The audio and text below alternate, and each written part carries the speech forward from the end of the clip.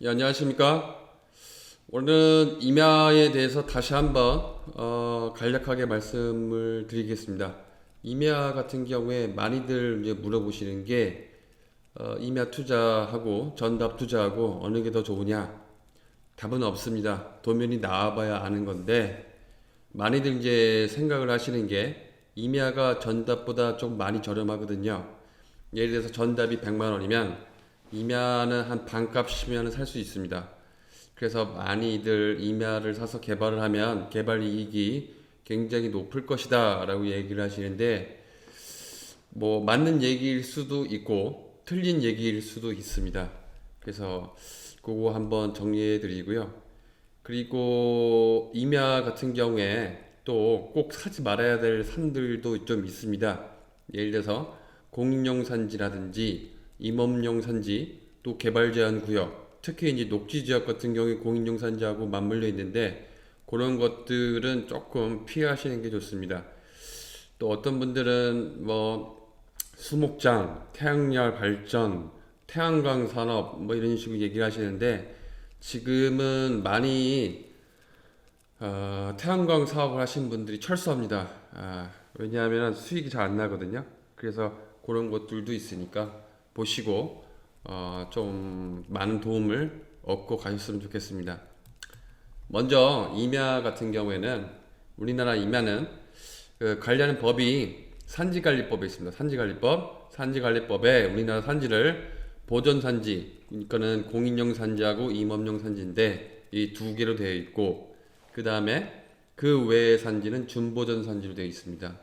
그래서 쉽게 구분하신다고 하면 메이커 동네에 보면 메이커 산들이 있을 겁니다. 메이커 화성시 같은 경우는 뭐 태봉산, 서봉산 뭐 이런 것들이 있거든요. 뭐 설악산 뭐 이런 것들이 있지 않습니까? 그 다음 지도에 봤을 때 메이커 이름이 꽤 유명한 산이다 하면은 개발이 안 된다고 보시면 되고 특히 이제 뭐 등산을 하셨는데 중간중간에 절이 있더라 절 암자가 있다더라 그러면은 그 암자 이상으로는 개발이 사실상 힘들다고 보시면 되겠습니다.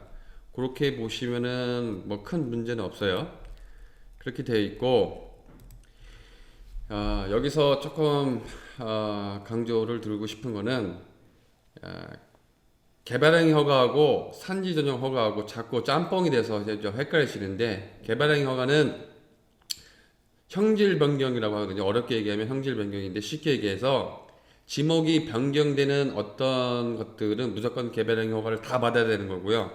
그게 농지면 농지 전용 허가하고 산지 전용 허가하고 같이 개발행위 허가하고 두 개가 짬뽕돼서 같이 받는 거고 만약에 임야 같은 경우에는 개발행위 허가하고 산지 전용 허가하고 다 같이 다 받는 거죠. 왜냐하면 지목이 변경되지 않습니까? 그러니까 지목이 변경되기 때문에 개발행위 허가하고 산지 전용 허가를 다 받는 거고 그 두 개 중에서 규제가 센 쪽을 따라갑니다.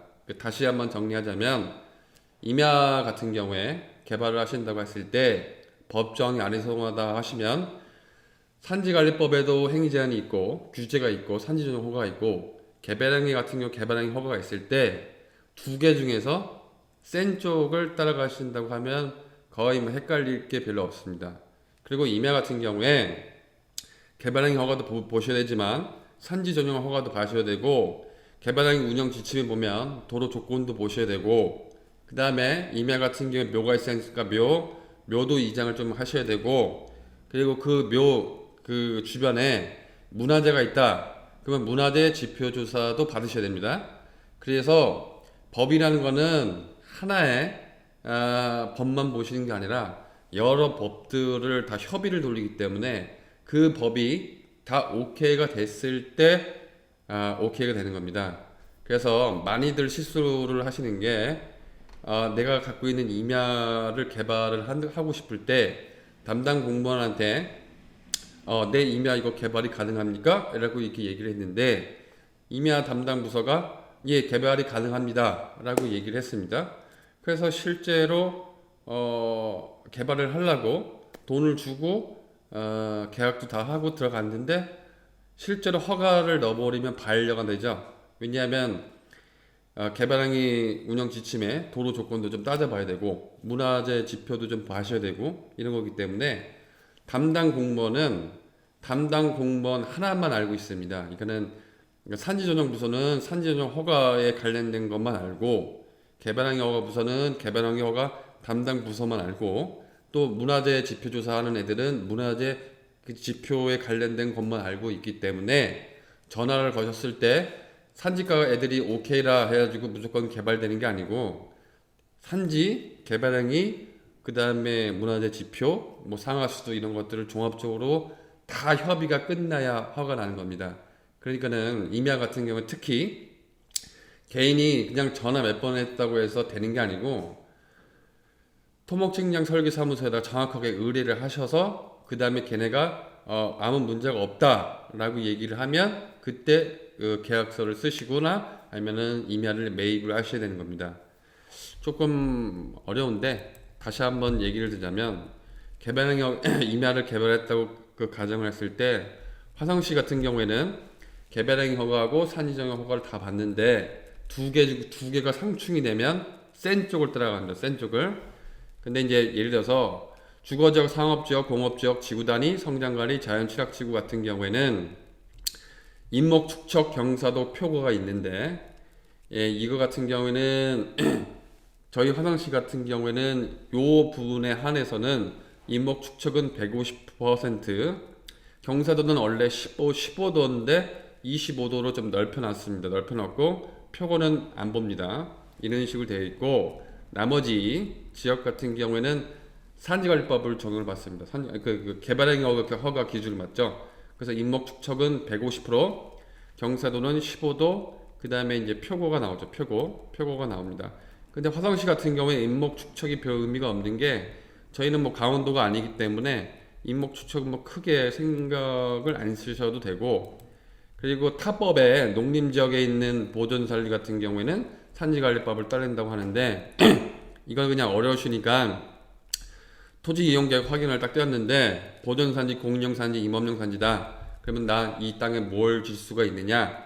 이 행위자는 국토계획 및 이용하는 법률을 보시는 게 아니라 산지관리법에 적용을 받습니다. 그러니까 산지관리법을 보셔야 되는 거죠.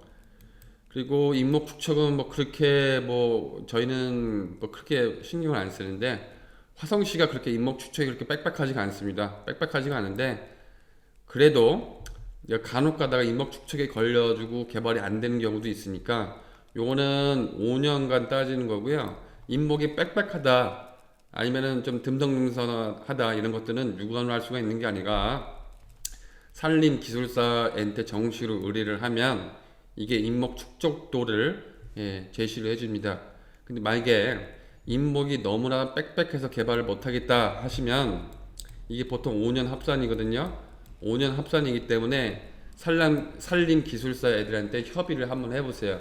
컨설팅 의뢰를 하면 얘네가 합법적인 범위 내에서 벗어날 수 있는 방법을 얘기를 해주십니다. 예를 들어서 뭐 수정갱신을 한다든지 뭐 여러 가지 방법이 있거든요.